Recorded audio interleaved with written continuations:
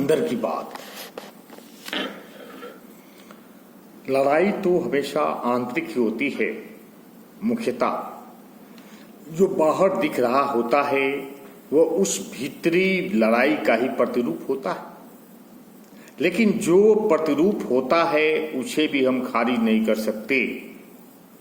यह भी किसी ने किसी स्तर पर भीतर चल रही लड़ाई से जुड़ा होता है, उसका हिस्सा होता है किसी न किसी रूप में।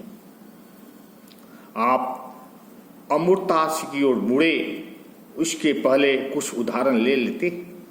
अगर व्यक्ति के स्तर पर देखे तो बाहर अन्य लोगों के प्रति दिखने वाला हमारा टकराव अक्सर अंदर चल रहे हमारे द्वंद्व, महत्वाकांक्षा, विवेक, संदेह, उलझन, ईगो आदि के बीच एक संघर्ष का परिणाम होता है।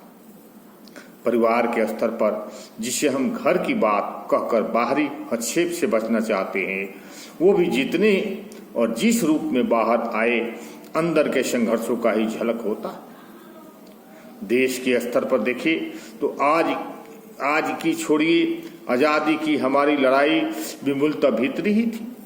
अंग्रेज जरूर विदेशी थे, लेकिन हमारे अंदरूनी झगड़ों की वजह से ही वे हम पर काबिज हुए थे। उनके शासन की चुनौती भी इसी देश के लोगों ने दी। हाँ, एक धारा थी आंदोलन की जो इस लड़ाई को विदेशों में ले जाने, इसे अंतर्राष्ट्रीय रूप देने की कोशिश भी कर रही थी ताकि ब्रिटिश शासकों की परेशानी बढ़े। लेकिन ये भीतरी लड़ाई की झलक थी जो देश के बाहर के क्षेत्रों में भी दिखने लगी थी।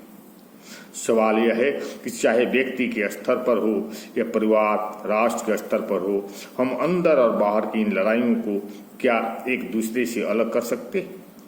एक स्वर ऐसे मामलों में हमेशा कहता है कि जो भीतर की बात है उसे बाहर क्यों ले आना।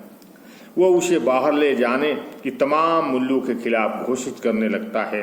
लेकिन इसके साथ ही एक स्वर ऐसा भी होता है जो भीतर की लड़ाई से इनकार कर रहा होता है।